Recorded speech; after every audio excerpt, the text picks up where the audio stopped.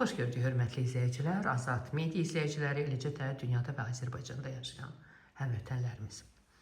Məlum olduğu kimi, İranda başlayan, İran, Amerika və İsrail arasında başlayan müharibə yaxın şərqdə böyük ajiyataj doğurub.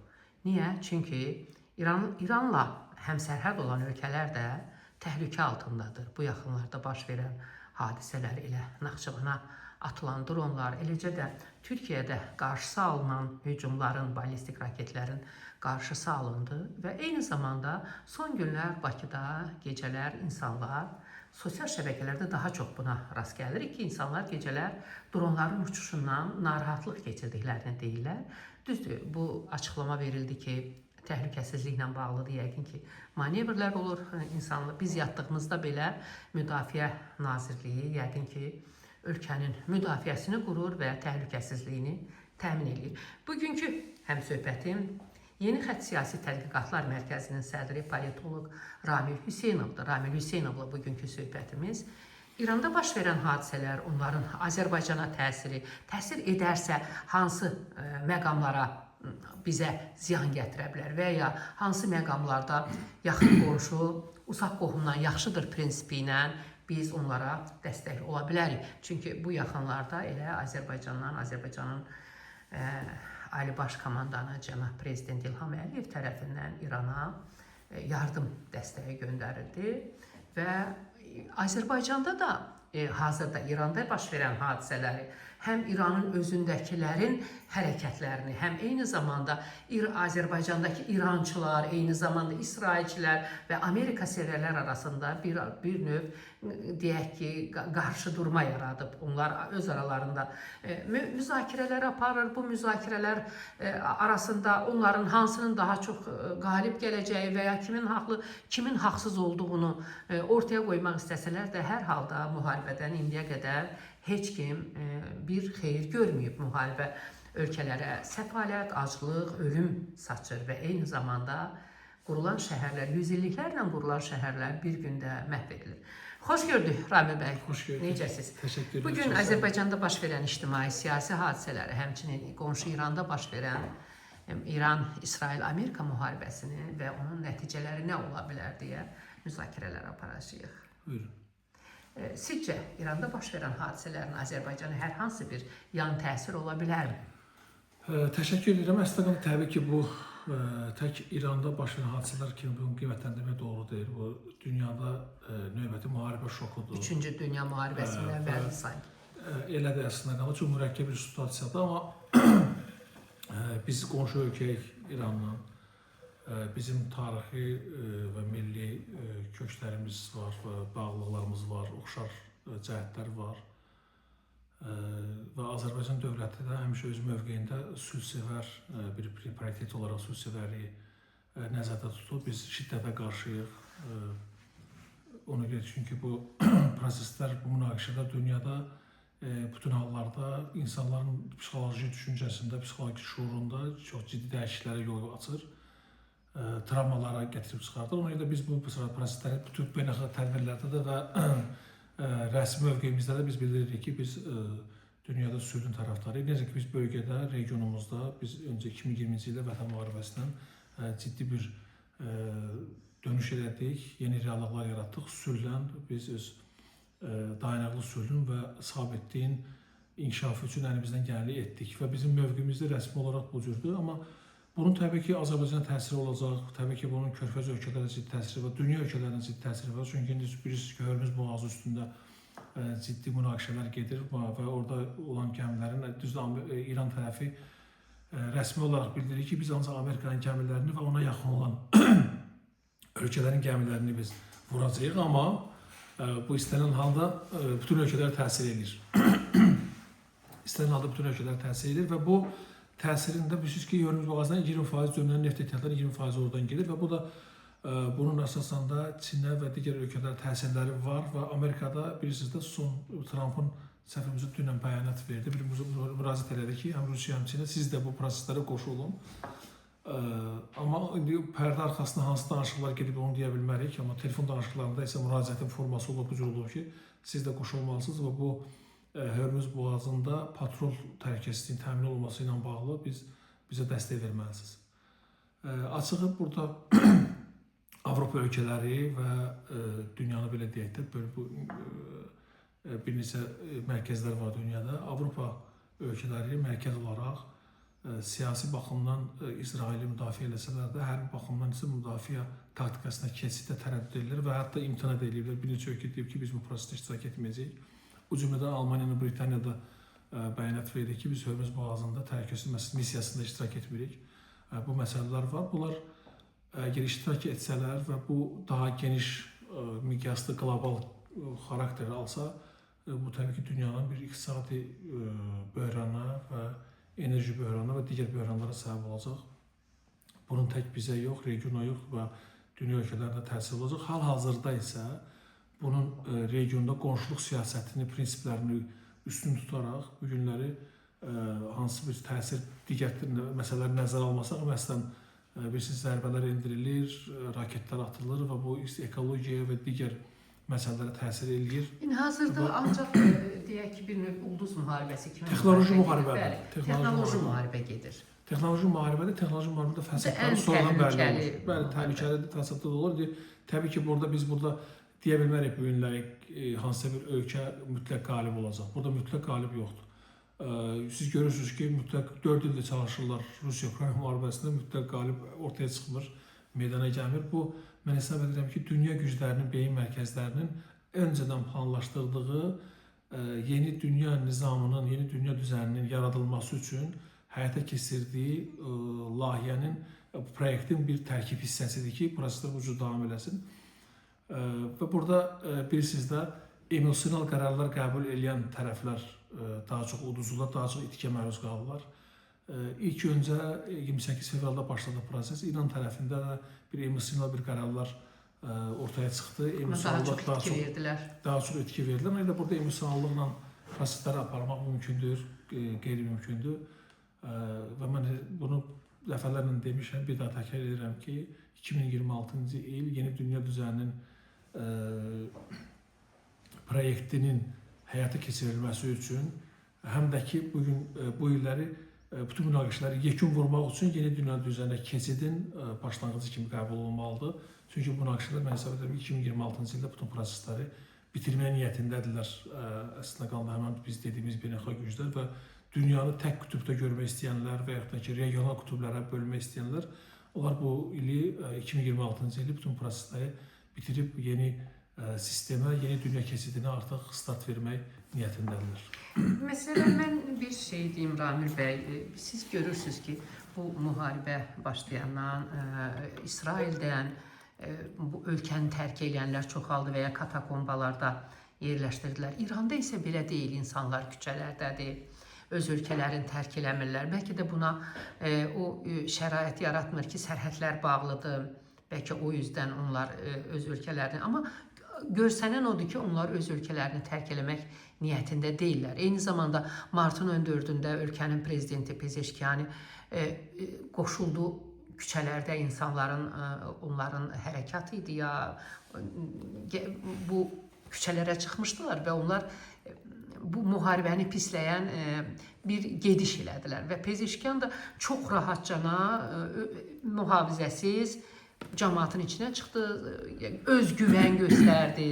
Sanki bu özgüvən onu göstərirdi ki, biz millət olaraq, yəni bizi qırmaq mümkün deyil. Mümkün deyil. Siz çox əslində qalda həssas və önəmli məsələ toxundunuz. Siz burada məsələ necədir? Bizim Cənubi Qafqazda, regionda bu spesifik xarakter tamamilə fərqlidir. Siz bilirsiniz ki, biz bir ideoloji, daha doğrusu İranda bir ideologiya var da, müsəlman ideologiyası var və orada teokratik ölkədir, biz bunu bilirik və orada insanlar tam fərqli düşünür və həm də ki, İran tarixinə baxanda, nəzər salanda, keçmiş tarixə, müharibələr falanlar və onların keçdiyi həyat yolu tamamilə fərqlidir, qarşı tərəfin də keçdiyi həyat yolu tamamilə fərqlidir. Ona görə bu, sizin dediyiniz məsələ burada tamamilə ayrı formada öz əksini tapır və bu dərhal da açıq formada büruzə verilir. Amma İranın müəyyən insanları, orada təbii ki, dövlətin içində bəzi insanlar var, bu fərqli düşünə bilərlər, amma əksəriyyəti hesab edirəm ki, bu günləri hətta biz efirlərdən də görürük, Türkiyə kanalları, düzdür, burada informasiya müharibəsidir və burada bizim rəsmi mövqeyimizdə, dövlətimizin rəsmi mövqeyinə inandan başqa yolumuz yoxdur. Çünki informasiya müharibəsində süni intellektin və müasir texnologiyanın inkişafı insanları çaşdırıcı informasiyalar ötürürlər. Ona görə də burada inanmaq olar. Ümumiyyətlə, İranda başqa ölkələrin jurnalistləri yoxdur. Yalnız Türkiyə var idi. O da bir tərəfli qaydada. Bu da İranın öz əhalisini belə gizləndirmişdir. Məsələn, bizdə olan məlumatlar, əlaqələr, şəxsi kanallarla əlaqələr var ki, məsələn, orada insanlar həqiqətən də deyir ki, biz buradan öləcəyik, öz vətənimizdə öləcəyik, çıxmayacağıq, biz bu təsiri tərk eləməyəcəyik, vətən bizim. O yürüyüşdə Pezeşkiyanı da iştirak elədi. İştirak elədi, deyirlər ki, onun oxşarıdır. Amerika tərəfi deyir ki, o süni intellektdən hazırlanmış bir yürüyüşdür. Amma mən elə hesab etmirəm, təbii ki, mənim şəxsi fikrimdə elə hesab etmirəm. Orada ölümlə, Xameynin ölümü ilə bağlı insanların küçəyə axışı və hətta çağırışlar oldu, bilirsiniz ki, İsrail tərəfdən və Amerika tərəfdən ki, küçələrə çıxın, deyirsiniz ki, kömək, biz gəldik kömək üçün küçələrə çıxın. Bəli, siz vətəndaş olaraq özünüz öz taleyinizi həll edin. Amma ki, onların çağırışlarına heç bir reaksiya olmadı, əhəmiyyət verilmədi. Bu, həmən dediyim spesifik xarakterlə bağlıdır ki, burada müdafiə dövlət müdafiəsinə keçid oldu və insanlar öz dövlətini müdafiə edilər. Həm də ki, belə ağır məqamlarda, həm də ki, müsəlmançılıq ideologiyasına uyğun olaraq özlərini apardı vətəndaşları, İran vətəndaşları. Amma qarşı tərəfdə isə biraz fərqlidir situasiya. Orada bilirsiniz ki, orada küçələrdə insanların axışı və gedib tərk eləməyi falan, bəs məkanı, bu məsələlər olur. Bu da ki, bilirsiniz, yenə deyirəm, buna inanmaq olarmı?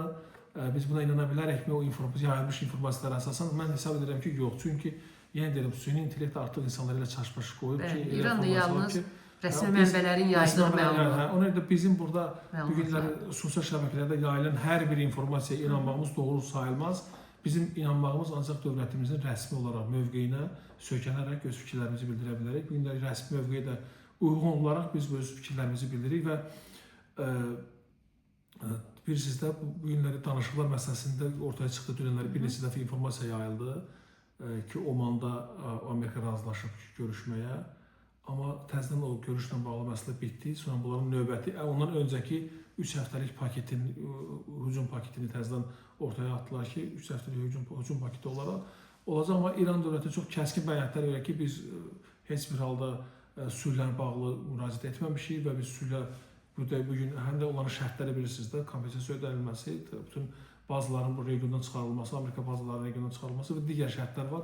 O şərtlərin də qəbul olunması mümkündür. Əgər bu şərtlər qəbul olunsa, deməli, bu boyda milyardların xərclənməsi ümumiyyətlə boşuna imiş və bu hansısa bir siyasi oyun imiş. Ona görə də bu şərtlərin qəbul olması da mümkündür və növbəti yenə də 3 həftəlik paketdə, hücum paketində deməli, həm də regionda bu gərginlik qalacaq. Amma regiondakı gərginlik quru müdaxilələrlə, hərbi müdaxilələrlə olmayacaq. Mən hesab edirəm belə. Burada məsələlər elə texnoloji inqilabla davam edəcək. İndi itkilər daha çox zərər çəkən hansı ölkə olacaqsa, təbii ki, belə deyək, məğlub da o sayılacaq, məğlub ölkə də o sayılacaq. İnşallah. Siz yəqin Roma papasının bəyanatına qulaq asdınız, yəni çağırışını dinləmisiniz. O da onları sülhə çağırdı ki, oturun masa arxasında. Bunu necə dəyərləndirirsiniz Roma papasının bu məsələyə qarışmasını? Trump onunla bağlı dedi ki, biz hələ danışıqlar masasında oturmaq üçün deməli, uyğun şərait formalaşmayıb. Uyğun şəraitin formalaşmaması da nə demək? Çünki öncəki çıxışlarında deyildi, Amerika Birləşmiş Ştatları mövqeyi belə idi ki, İranı biz hücumlar edəcək, kapitulyasiya razılaşana qədər biz hücum edəcəyik. Yəni, siz məğlub olana qədər. İndi deməli, formalaşmayıb deyə, uyğun şərait ilə formalaşmayıb deyə o deməkdir ki, arxasında oturur ki, biz 3 həftəlik hücum paketimizi həyata keçirdəcəyik. Yəni, bunların hücumlarından sonra İran tərəfini məğlub edib, razılıq danışma masasında oturma daha zəif formada, belə deyək də, bütün bunların diktəsinə razılaşdırılmış formada masaya oturtulmaq istəyirlər. Yəni, siyasət bugün budur, görsənən budur. Amma İran da ona razılaşmaq istəmir. İran da deyir ki, mən razılaşmam, sülh danışıqlar bizə lazımdır, biz sülh istəmirik, biz öz qisasımızı alacaq. İran tərəfi də bu cür bəyanatlarına çıxış edir. Amma istənilən halda mənə elə gəlir ki, bu proses ona gedir ki, vasitəçilər vasitəsilə bu dialoq masasında oturulması prosesi həyata keçəcək. Bunun başqa yolu görsənmir. Nə Çin, böyük dövlətləri nəzərdə tuturaq, nə digər böyük ölkələr bu prosesdə açıq şəkildə İranı dəstəkləmək və ya da ki, digər tərəfi dəstəkləmə niyyətləri yoxdur. Bunlar qapalı formada və ya da ki, siyasi qərarlarla balans saxlayıcı formada öz siyasətlərini həyata keçirmək istəyirlər. Bu da həm də ki, indi Amerika müraciət elədi o ölkəyə. Əgər Amerika, İran siz üçün o qədər zəif idisə də siz niyə onlara müraciət edirsiniz? Belə çıxır ki, İran gücünü artıq siz qəbul ediniz bu məsələdə. Siz bəlkə İran təcrübəyə əsaslanır. Məsələn, Qəddafinin qızı da İrana mesaj göndərdi ki, Amerikaya inanmayın, Avropaya inanmayın. Onlar mənim atamı da aldatdılar kapitulyasiya vasitəsilə, amma təslimat olanda, masaya gələndə onlar atamı məhv elədilər. Və eyni zamanda sizin yəqin xəbəriniz var ki, İranda düzdür, əvvəlcə Təbriz tərəfdə hücumlar yox idi. Sonradan başladılar, Təbrizə az da olsa hücumlar oldu və İranın Azərbaycanlılar yaşayan hissəsində Kürdlərin baş qaldırıldığı və silahlı hücuma hazırlaşdığı deyilir. Əsasən Culfa istiqamətində. Bax, deyilənlərə görə onları da Fransa ayağa qaldırır, silahlandırır. Bu regionda Avropanın İranı qurtlar süfrəsinə qoyması deməkdir. Yəni necə? Bilirsinizmi, əslində qalanda Avropanın burada maraqları tam başqadır. Siz bilirsiniz ki, Ukrayna-Rusiya müharibəsi dövründə Avropanın çox ciddi iqtisadi itkilərə məruz qalmağının biz şahidi olduq. Həm qida təhlükəsizliyi ilə bağlı problemlər yaşadı, həm enerji, həm digər məsələlərlə bağlı çox ciddi deməli belə deyək, böhranlarla üzləşdilər. Amma bugün təbii ki, indi Avropanın maraqları burada, bölgədə öz maraqları var və Macronun da bu son bəyanatını siz yəqin ki, oxumusunuz ki, İranın nüvə silahı əldə etməsi regiondakı sülhün pozulması deməkdir. Belə bir bəyanat dedi ki, biz bunu istəmirik ki, nüvə silahı əldə etsin. Amma zaman-zaman bilirsiniz ki, bu Kürdlər məsələsi və digər məsələlərlə bağlı, hətta belə üstü qapalı, belə deyək, üstü örtülü olaraq ifadelər səslənirdi ki, Cənubi Azərbaycanlılar vasitəsilə orada hakimiyyətin dəyişilməsini nail olacaq və Kürdlər vasitəsilə nail olacaq. Yəni, qurd məsələlər var idi, səsləndirilirdi bu siyasi kularlarda, amma bunların heç bir effekti olmadı. Bu, Ərəb Baharı dövrü 2012-2011-ci illərdə də səhv etməmişsə, Orta Doğu projesi o vaxtı var idi. O projenin daha tərkib hissəsində də vardı. Məsələn ki, orada çevriliş olsun, filan qruplaşmalar vasitəsilə çevriliş olsun, yəni həyata keçirilsin. Amma bunun effekti olmadı. Bu günlərdə bilirsiniz, boşluq var, müharibədir, zərbələr endirilir. Amma İran dövləti öz daxildə ya hansı inzibati resurslar vasitəsilə, digər vasitələrin müraciətlər vasitəsilə və yaxud da ki, öz əhali sıx birləşdirib dövlətə qarşı mövqeyini dəyişdirmək vasitəsilə bu günləri küçələrdə hansısa bir etiraz səsləndirilməsinin qarşısını alıb. İndi o hansı formada alıb, necə formada alıb, fakt odur ki, alıb qarşısını. Mən inanmıram bu günləri orada ciddi kəskin dəyişikliklərə nail olmaq mümkün olsun. Məncə yumuşaq dəyişikliklər məsələsi nəzərdə tutulub.